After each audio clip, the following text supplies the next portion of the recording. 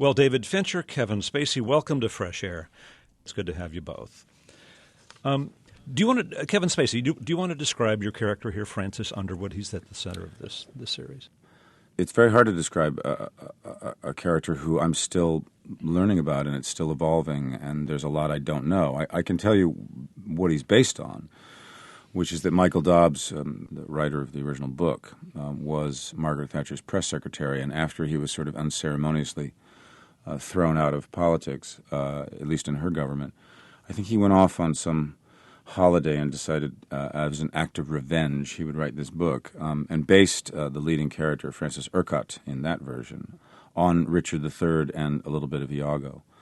So you have a kind of basis there of one of the great, or a couple of the great Shakespearean parts. And then I think what they did with that original series, what Beau Willimon, our head writer, has done on this one is to create a character that is constantly shifting, and for me, this has felt like not only am I, in one way, it feels like I'm making a really long movie. In another way, it feels like I'm in a 26-hour championship chess match, because it's all about the moves and how far ahead Francis sees what the opponent is going to do. Well, David Fincher, one of the interesting things about this series is that we see direct address. I guess that's the phrase that's used, where an actor, in this case Kevin Spacey, turns to the camera and speaks to the audience. How does that work? What's appealing about that? I think the appeal is that you're getting private time with Machiavelli. It's like you're getting a private tutelage, I think there's a very different relationship with that character than there is with everybody else around him. I think the fact that he whispers in your ear and allows you access to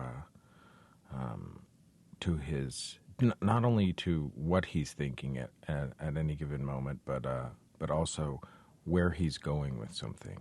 You know, he's setting up the board for many, many plays, further down the line. Yeah. The risk might be that it breaks the dramatic flow and perhaps sort of makes it a little less believable. Are there any kind of guidelines you use about how often to do it, or in what circumstances you would? I mean, I know Beau Willimon wrote the script, but is that something you have to be careful of? Yeah, it's an ongoing discussion. I mean, we would have, up until the day we would shoot things, we would have conversations about, well, is there enough illumination of what he wants and what he's after in this direct address? Can it support its own weight? Is it essential? And the thing that I, because I had the experience last year of playing Richard III in the theater, we took a production that Sam Mendes directed to 12 cities around the world for about 10 months. I had the experience of having that very relationship with an audience because Richard does direct address. It's where it's taken from for House of Cards. So I have this memory of that experience, and I was able to actually look into people's eyes all over the world and see how much they relished it and how dangerous it was and how sporting and naughty they felt in being sort of brought in and made Richard's and now Francis's co-conspirators. The thing that I'm always questioning, and we all are, is this arbitrary? Is this an important thing? And sometimes we've discovered in the course of shooting that actually the dialogue that was written isn't necessary. All you have to do is a look. It's a little bit like the way I've tried to transform my experience in the living theater, which was real people and real eyes, and now I'm, of course, just looking down the barrel of a lens, is to think of it as if I'm talking to my best friend. And in the way that you share things with your best friend that you wouldn't necessarily share with your wife, the asides, I'm trying to play them as if this is the person I trust more than anyone in the entire world. Right. I guess you could do some of this laying out the chess match through, a voiceover internal monologue, but that would be different because here you're making the audience kind of your co-conspirator, right? I think a voiceover is a fundamentally different presentation. it's a thought. It's when you think Right. of when I think of the best voiceovers, you think of Apocalypse Now or something like that. It's a guy, it's the He's talking to himself, remembering. yeah. yeah, and the way that it's recorded, even it feels like these are ideas that are literally echoing inside his skull, and I think that's a completely different thing than what Francis is doing. Francis is saying, this is a really, really tricky world, and here's how one navigates through it, and so it has to be it does have to be sort of in real time. It can't feel like it's, oh, I remember April. But it's not the first time the device has been used. I mean, I think one of my favorite uses of it is in Ferris Bueller's Day Off, which is just Of course. hilarious. And I think there are a few other shows that employ it to some degree. But there's a consistency to when it is useful to bring an audience in that way. And also, as we've been now doing a couple of premieres and for the first time actually sitting with an audience and hearing how an audience is reacting to the series, there's also an enormous amount of humor and this kind of delicious glee that they get out of those sides. Right. I'd read that Kevin Spacey, you had done Richard III and had done this direct address to the audience. Is it harder when you have to turn and talk to a camera lens? I mean, I know this is your business, but... Well, it's that's where you just have to use your imagination and to some degree the memory that I have of looking in faces. I have that memory, but I do have to look down the barrel of a lens, and it's a little odd, and particularly sometimes because there's often a reflection depending on where the light is. So then sometimes I'm actually seeing my own face, which I can't tell you how annoying that is on a daily basis.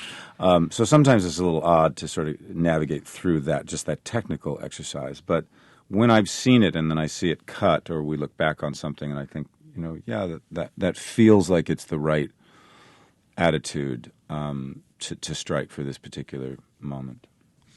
Well, let's hear a clip. This is early in the first episode when Francis Underwood, our main character, played by Kevin Spacey, has just learned he will not be appointed Secretary of State, as he had expected. And he's spent the day walking around Washington, angry and confused. And he comes home at the end of the day, and this is the scene where he sees his wife, Claire, who is played by Robin Wright. Let's listen. And that's our guest, Kevin Spacey, with Robin Wright in a scene from House of Cards, the new series on Netflix, which is that episode directed by our other guest, David Fincher. And we should add that the crash we hear at the end of that scene is where Robin Wright is headed upstairs and her husband has thrown a tray or something, finally exhibiting the anger, and then she smiles. We're looking at people who are just beyond, I think, what we can imagine certain political couples are like, because the kind of stakes that they're playing at, and I love the unfathomable nature of Francis and Claire. I love the idea that, I think we discussed this after seeing the first 6 or 7 scripts. There was a lot of conversation about whether we were going to dramatize their deal, the deal that they had made with one another, and we just felt like it would be better to just see the behavior, see what came from it. Yeah, at moments they remind me of a couple of serpents living together. Well, Kevin Spacey, do you? I don't know if you invent backstories for your characters or if you talk about this kind of thing, but do you picture a day when they had a softer relationship? Look, I think for whatever reason, there are people who come together at certain points in their lives who provide something that no one else has ever provided. I imagine a great amount of that is freedom, and a great amount of that is clarity about, I believe in you, and I am better with you than I am on my own. But I think what's interesting about this type of relationship is that it seems that these are not two people who view their life through the prism of their relationship. These are two people who have very strong lives outside of each other and have their own interests outside of each other, and perhaps even their own friends, although we'll see to what degree their friendships are genuine as the course of the series goes on. And that strength, that individualism, that ability to be so concrete in their own lives, then when they come together, they're even stronger. But they are allowed to operate in their own worlds and give each other that kind of freedom. I suppose I know a lot of show business couples who, over the years, have talked about one of the reasons their marriages have lasted or their relationships have lasted is because they do have such interests. They are off doing so many of their own projects and things that they're not, in each other's face 365 days a year. And I think that sometimes that degree and understanding of distance and that distance in a relationship is also valuable and important, as opposed to everything being cuddly and, maudlin and codependent. Yeah, exactly. Okay. Yeah, so I think we'll begin as the series goes on to explore that, and perhaps it will always be a question that people will be asking: what is going on with those two? But that's sort of interesting. Right. What was the bargain? Yeah. Right. Kevin Spacey, I have to ask you, I know that you have at times been supportive of political figures, and I'm told that you have something of a relationship with Bill Clinton. Did you draw on any of those relationships as you crafted the Francis Underwood character? No, not so much, because my experience is, I've known the former president for a very, very long time, but the context in which I know him and the context in which I was doing things for the Democratic Party or for his reelection, et cetera, was always about fundraising and, going out and hosting an event and, Stevie Wonder's going to play. What I've been able to pull from is the experience of being around the environment, of seeing how things work in Washington, of being at the White House, of being able to know congressmen or senators. And I also have to say that I was very grateful to the current majority whip, Kevin McCarthy, and the current minority whip, Steny Hoyer. They both met with me. They both answered a lot of questions because I wanted to understand the practical and complicated effort to corral 218 congressmen to vote in a particular way. And as we've seen, the least productive Congress in the history of the United States just come to its close. It is kind of fascinating and interesting to play a character who, while perhaps diabolical, he gets stuff done.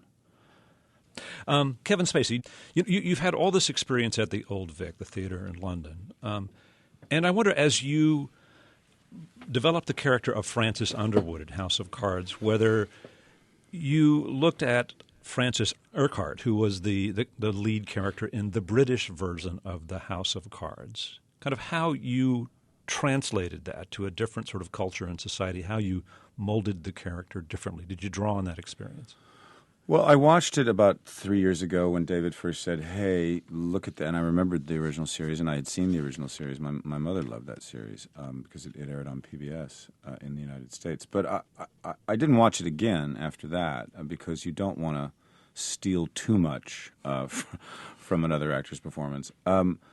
Well, they're really kind of pretty different, aren't they? I think Well, they are. They're different in many ways, and I think that what Bo Willimon and David and I all were interested in doing was in a sense using the original British series as a launching pad, but that clearly our Francis was going to be different.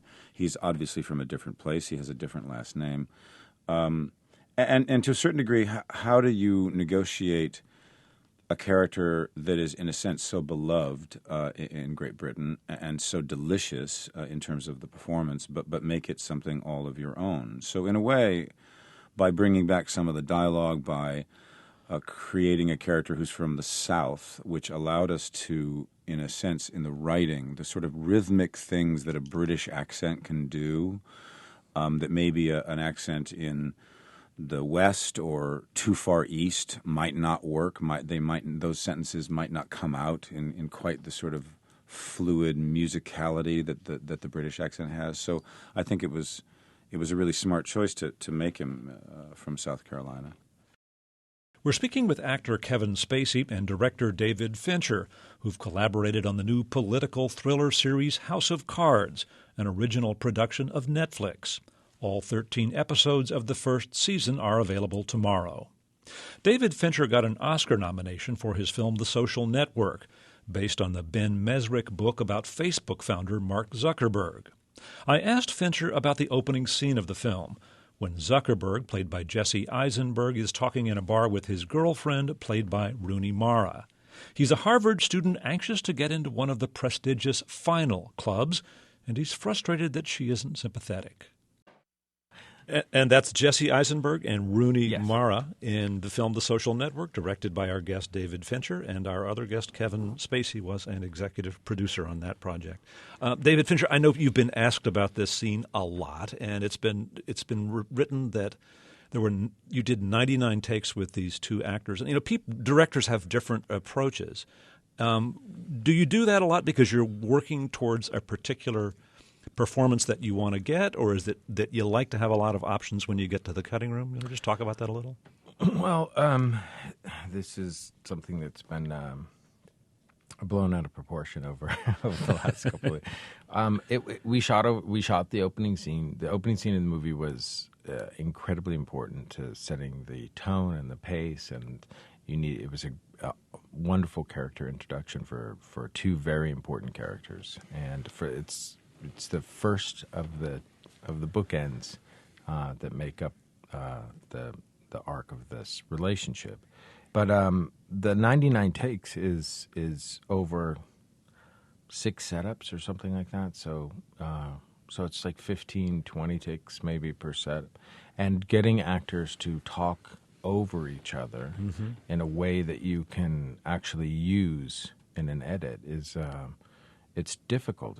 It's tricky because you're committed. You're committed. If they're literally gonna interrupt each other, you're committed to that take, that performance of somebody stepping on somebody else's dialogue. So that was that's why we shot as many takes as we did. First of all, he is right. It's not 99 takes of one camera in one place. It is.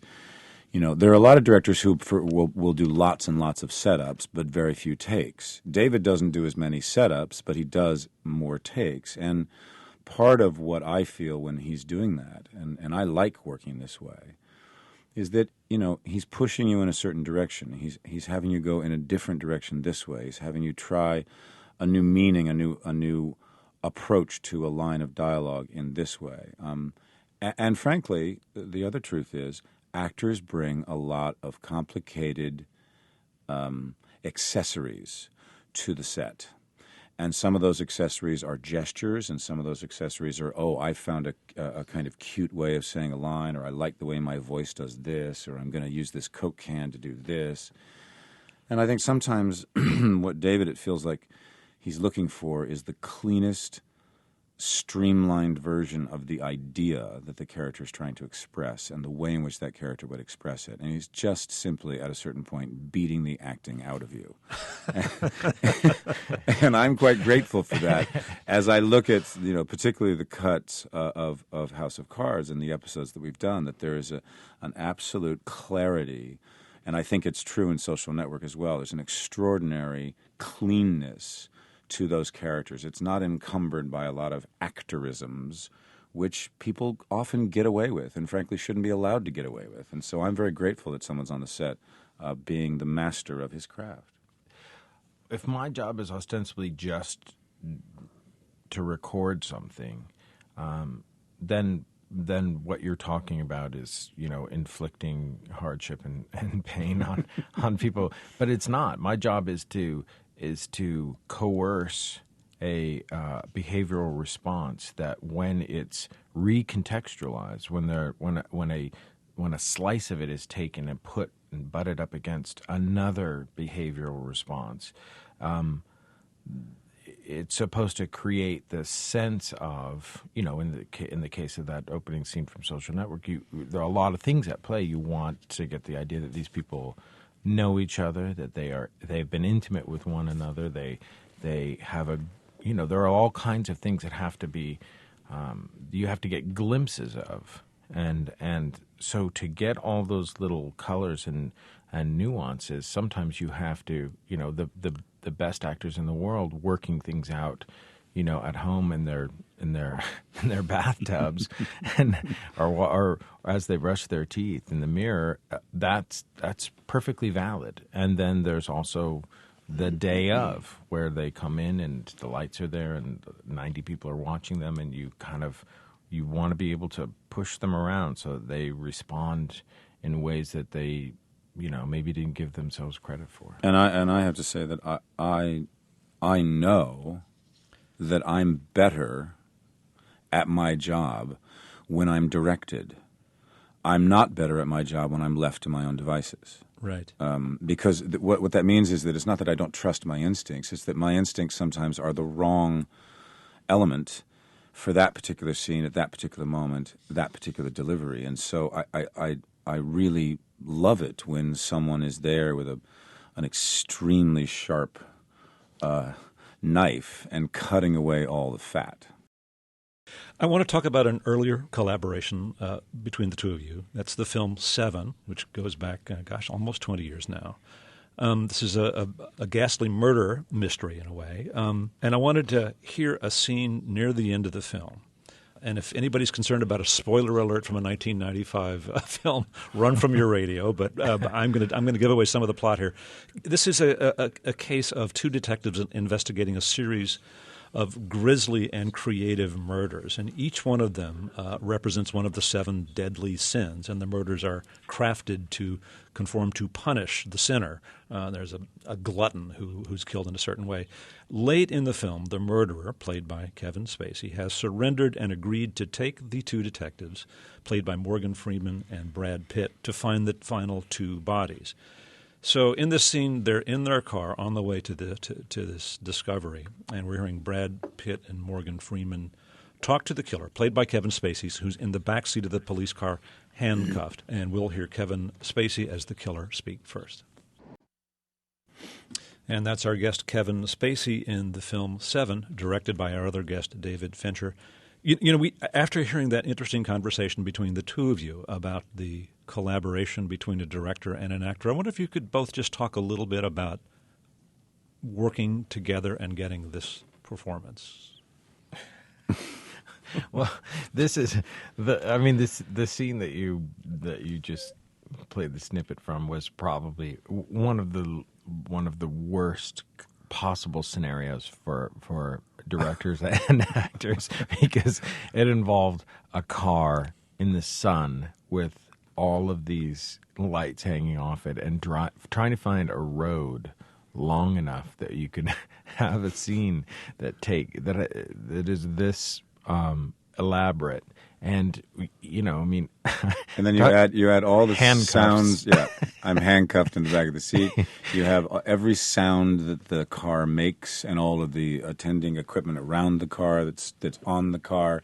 People, so you're going to end up looping, meaning re-recording your dialogue later, in a studio. All I remember really is that in that scene, David said to me at some point, "Look, I've done a lot of the work up to this point because, the audience is going to have seen, it's a sort of interesting thing about Seven is that you don't actually see anything act at all. You see the aftermath." And he said, "So they're going to be kind of teed up for this. So if you just don't drool, we might get away with this."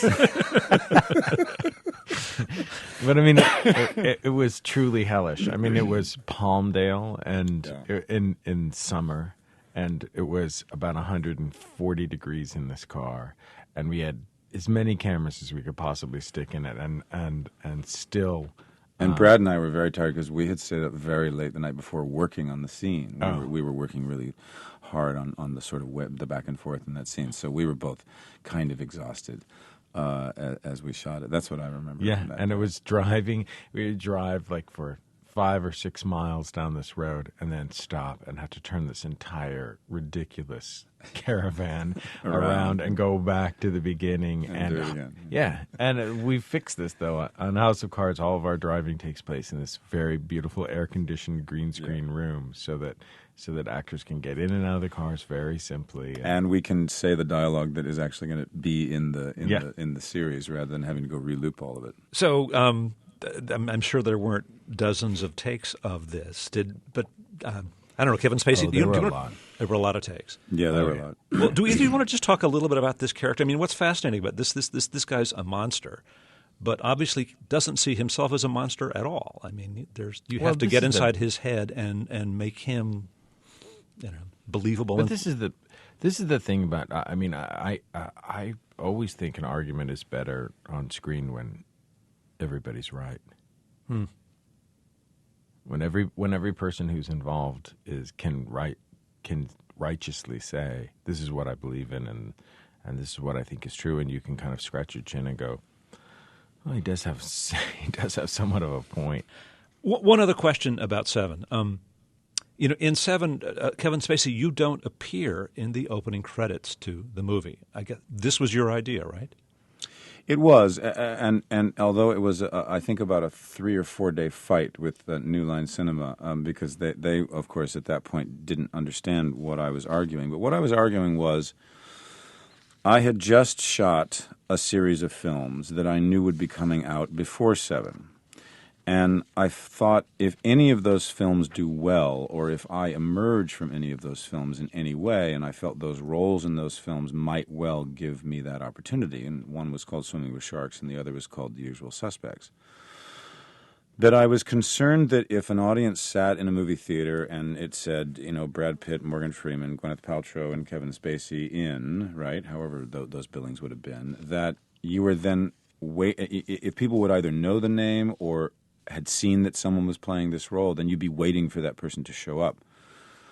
And I felt like it might be better for the film that an audience has absolutely no idea who John Doe is and that there's no sense of who's coming. And so that when that character first appears on screen, two things would happen. Oh, my God, there he is, and who's playing him? And anyway, ultimately, I did win that argument, and I think I took the first credit at the end credits of the film, and I think it worked really well in terms of keeping that mystery going for audiences. And it is the great trick of that movie. What Andrew did was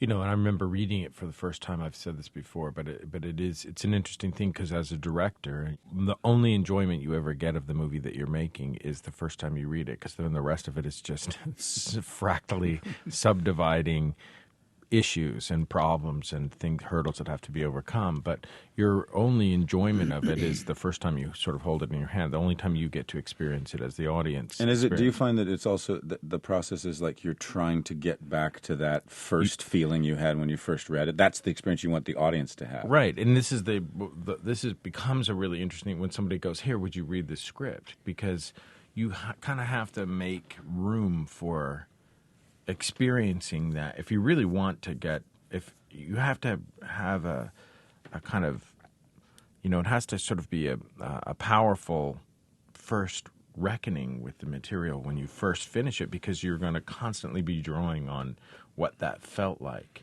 And I remember reading I remember holding in my hand and knowing that I had 15 pages left. I could hold it in my right hand, and I had gone through 100 pages with my left hand, and I was reading the script, and all of a sudden, here comes John Doe, and he gives himself up. And I thought, if I'm in a movie theater, I'm going to be asking myself, this movie could just be beginning. This could be I could be at the halfway point. What is going on? You can't do this. I knew that wasn't the case, and I was so curious as to how is this going to get tied up. And then the only pages that I know still exist, unless they didn't send me. No, it says at the end here. And like it actually is that. But I always felt that was the greatest thing about it was. You definitely got a feeling in the story that we're never going to catch this guy. We're never going to meet him. We're never going to know who he is. And these guys will never get in front of this train. They will never be able to change the course of this. And then when he shows up, for a moment you get this idea that they could actually kind of wrest control of this whole thing back. And then, of course, all is lost. Right. But it's an interesting. Me was. Yeah, and for me, when I read it and then ultimately did it, it's so fascinating to play a character that actually doesn't show up until like the last 2 reels of the film. Yeah, and when he does, he kind of goes, "Oh, by the way, here, let me help you with those handcuffs." Yeah. And you go, "Oh no, don't cuff him. If he wants it, don't give it to him." Well, Kevin Spacey, David Fincher, good luck on the series, and I want to thank you so much for spending some time with us. Thank you. Thank you. Kevin Spacey stars in, and David Fincher is executive producer of the Netflix series House of Cards, which premieres tomorrow.